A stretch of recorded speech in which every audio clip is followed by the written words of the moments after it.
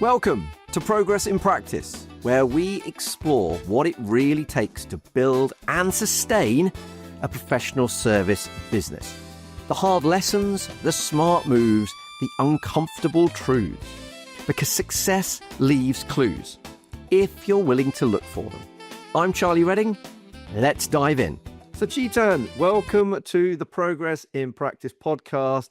I am really looking forward to chatting to you today because I know that we're going to end up spending a lot of time talking about the world of AI, which for anyone that listens to this or follows what I do, I'm incredibly passionate about. So really looking forward to talking to you today. So to kick things off, the first question I always want to ask is, what do you do?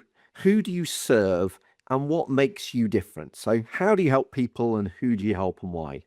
Sure. Thank you for that, Charlie. Before I answer that question, thanks for the invite. This is something I really like to do, is educate and learn key questions that the audience have. So thank you for the invite. So who do I serve? Who do I help? I predominantly work with the financial services and banking industry and helping them solve complex problems using AI. And the AI that I focus on is called vertical AI, and I'll go into that a bit more around what vertical AI is. But I also help entrepreneurs and business owners. So everyone wants to do something in AI, but they're struggling to figure out where do they start and how do they do it. So I help them move from kind of experimentation to execution, and then helping them build what I call vertical AI agents. And so it's designed for their industry, their workflow, and it's just one outcome which allows them to get the accuracy that they desire.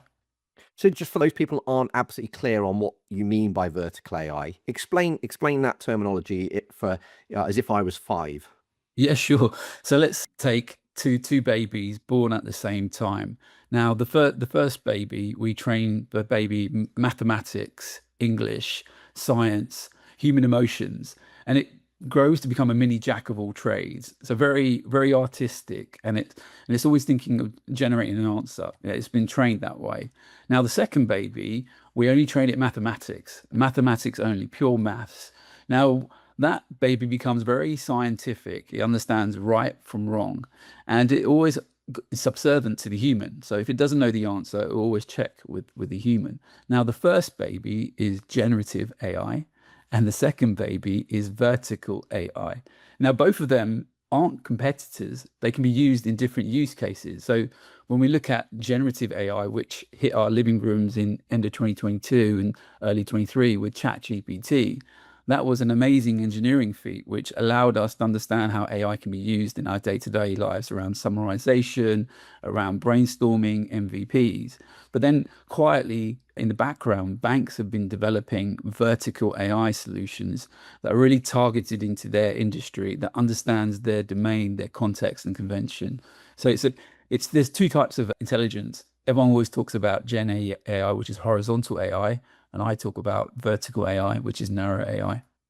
So it's like having the specialist, I suppose, is it? It's like saying this particular AI is built to do this task really well. It's not going to do all the other stuff. You're not going to have a conversation with it and brainstorm your best man speech with it, but it's going to do this job and it's going to automate this process. Is that what you mean? Yeah, exactly. And the way it works is that you feed it the data. So it's only your data that goes into that model. So you're training this AI model the way you want to be trained. So it's like a sponge. It soaks up all your input, all your in-house rules, all your in-house data. And then there's the guardrails to say that if it doesn't know the answer, it always comes back to you to say, is this right? And then you have that feedback loop with the AI, and it learns. So the next time it doesn't ask you that question. So you have more control around your data. And what that does, it increases the accuracy level to 100%. Whereas if you have an AI that just thinks on its own, you don't know where the data is coming in. There could be some consequences around data going out incorrectly or payments going out the door. So it's control mechanism around that. Brilliant. Love that. And so what story best explains why you do what you do? Yeah, sure. So I started my career in banking in 97, and I spent lots of time standing in front of this big white box called a fax machine. Some of your readers might not know what a fax machine is, but I was qualified in university, had this degree in corporate finance, but I was spending hours and days just spending time processing data.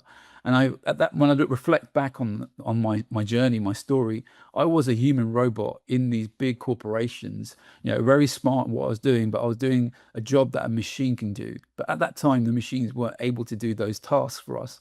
So there was no real judgment involved in those processes of clicking buttons, reconciling the information, and then pushing it down to the next part of the workflow.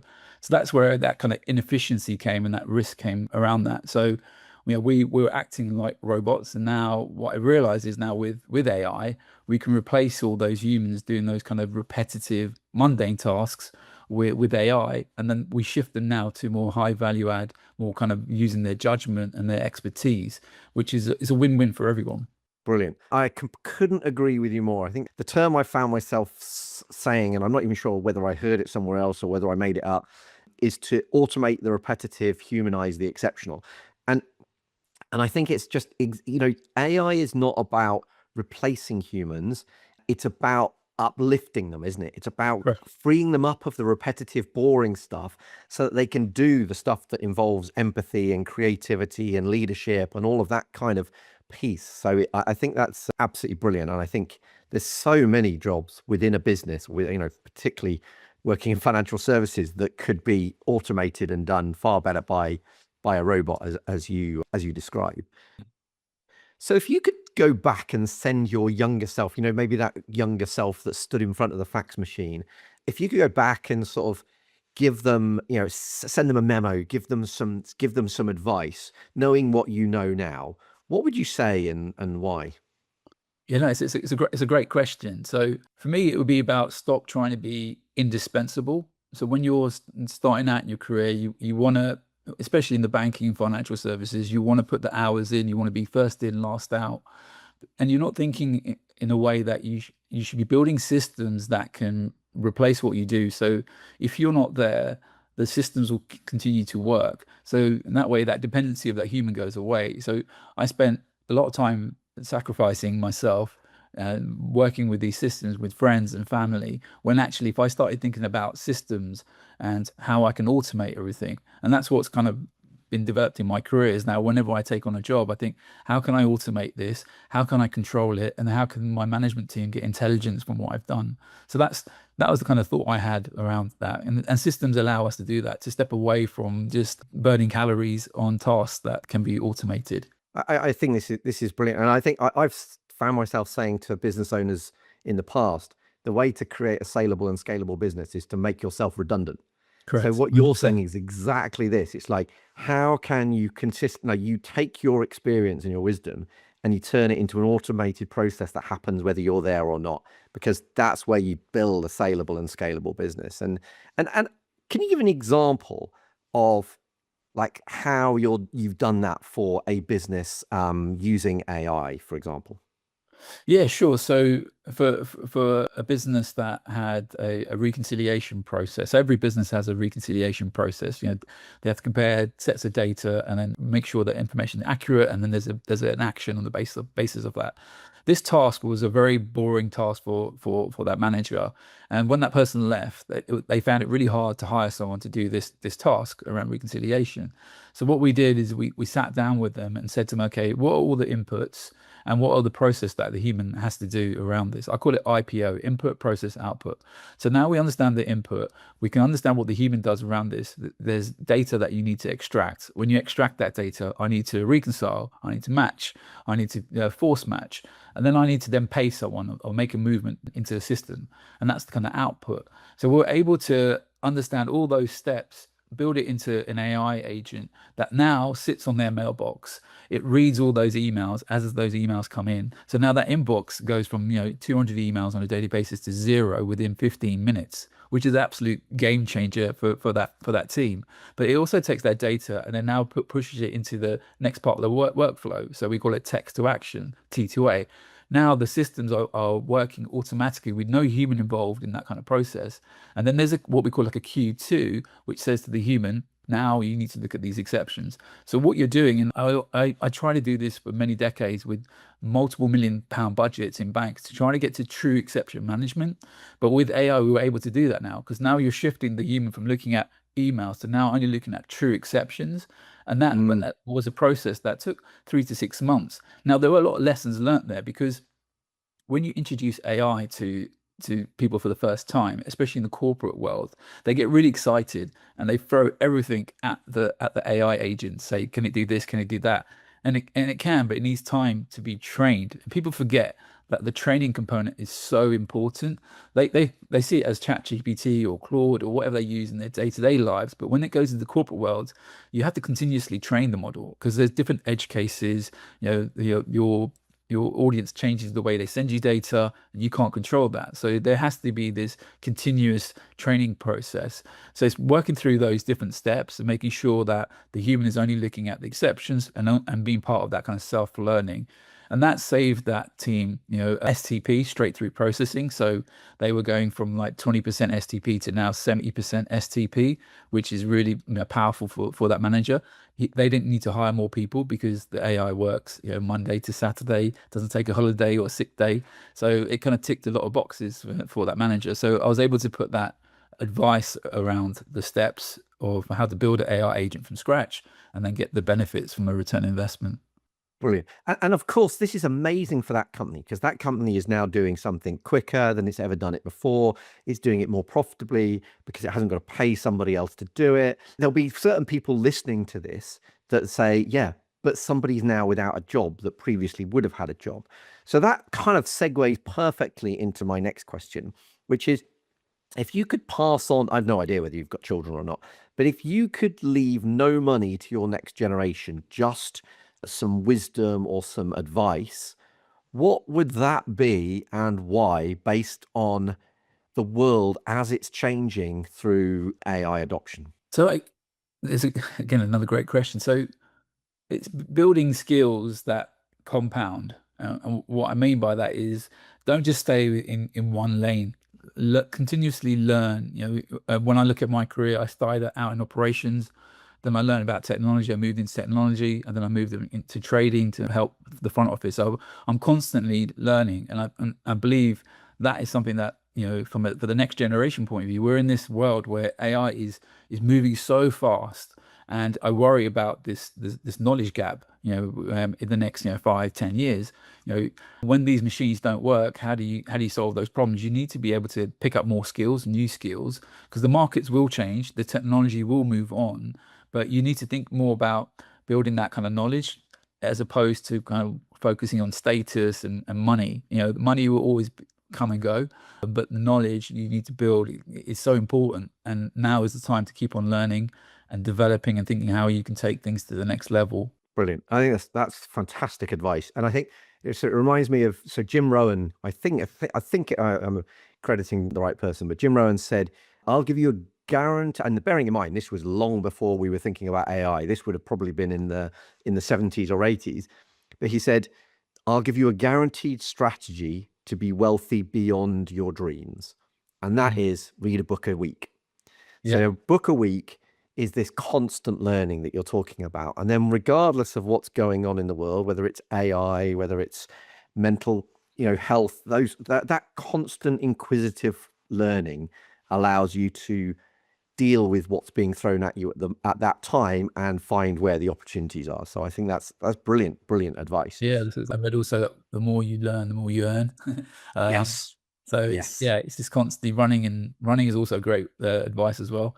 When you're running, you're thinking, you're talking to yourself. That helps as well, control the internal thoughts. And really, and that's a kind of beautiful thought, isn't it? Because really what we're saying is that if we can take away a lot of those boring, repetitive tasks that, the human was doing previously, then their job becomes, and this is really the transition that an entrepreneur needs to make to build a saleable and scalable business anyway, is to spend more time thinking about the business, working on the business, as opposed to in the business.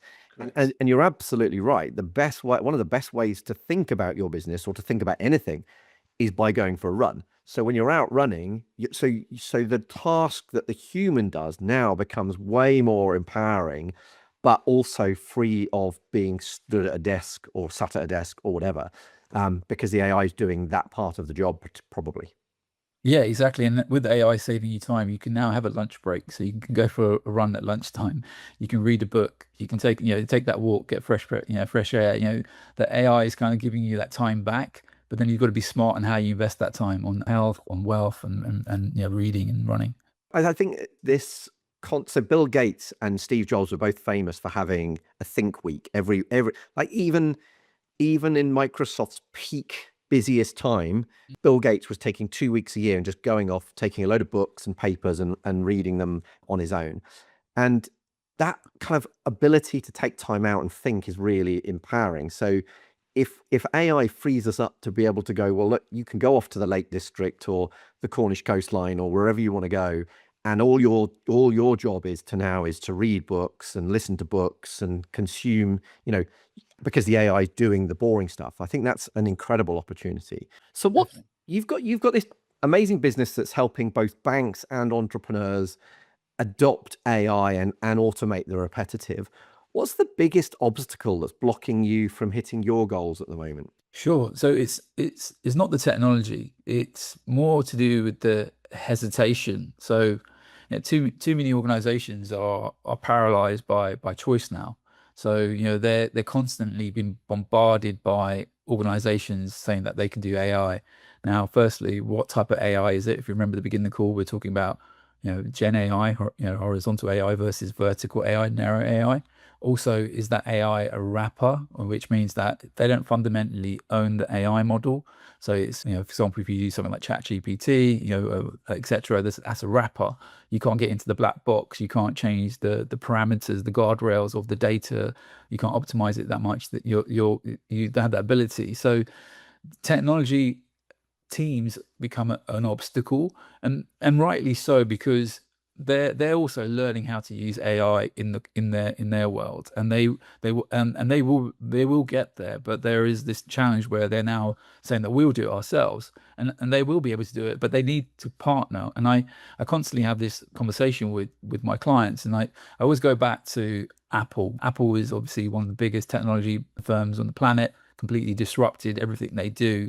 But when you look at what their AI journey was, they did spend, billions and billions of dollars on that kind of AI space. But why did they partner with OpenAI? They're going to partner with OpenAI because they're going to, in parallel, build their own internal tech to have their own kind of Apple intelligence on its own. But they decided to partner with OpenAI because they were the market leader. They could learn from them. And we know from history what they did with IBM. They dropped IBM from a chip manufacturer to create their own silicon chips. So we know at some point they're going to drop OpenAI. So they're the kind of challenges and obstacles I have is teaching those technology owners and technology people that are responsible for technology that, it's not about build versus buy now. It's about build versus buy versus partner. And that's the new future that we're in now, because there are amazing firms out there building these AI solutions. And I think you should just partner with them, learn, and then see strategically if you grow with them, or in parallel build your own internal tech. Brilliant. And there'll be a lot of entrepreneurs, particularly people running professional practices, listening to this. Like maybe they run an accountancy practice or a financial advice practice or a firm of solicitors, and they're looking at this going, where on earth do I start? What would your advice be on where do they start on their AI journey? Yeah, sure. So I've developed a framework, and when I started getting into this into a lot of detail the last 2 years, I was trying to find things out there that I could read, but there's nothing really out there around the kind of vertical AI space. So I built this framework, which is called the Autobot, the vertical AI Autobot, and it goes through kind of 7 steps.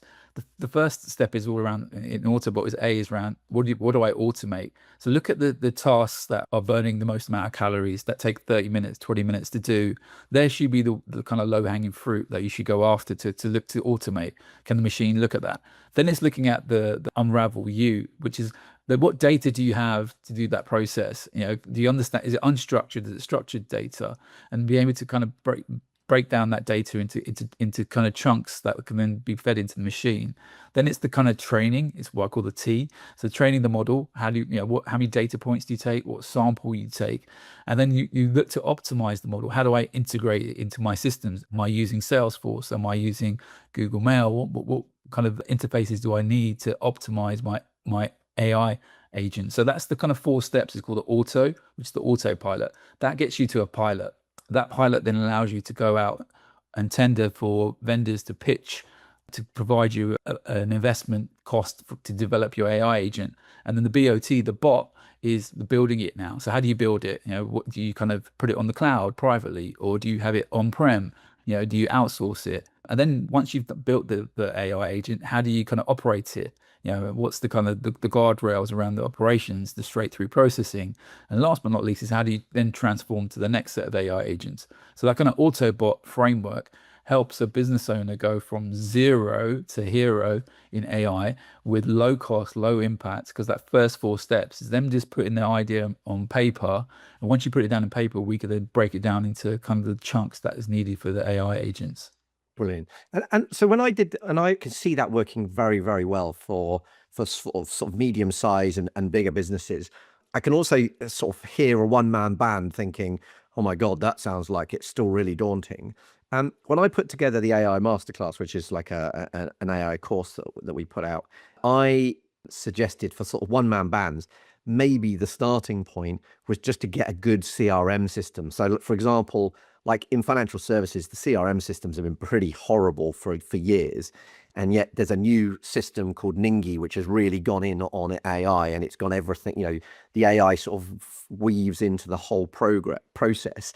And that to me was an easy way of a financial advisor just going, well, look, if I adopt their software, and I suppose it's partnering in the sense that you maybe you said, essentially, if I adopt their software, then they're going to do a lot of this research and build for me. Do you think that's a sensible way of going about it?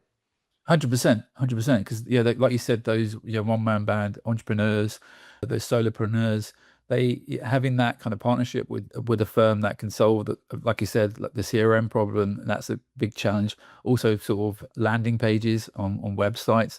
Again, that's very easy to do with AI now. So you can just sort of drive traffic, into your sales funnel. Or so those are kind of really easy kind of accelerators. So I totally agree with that. What you do in your AI masterclass.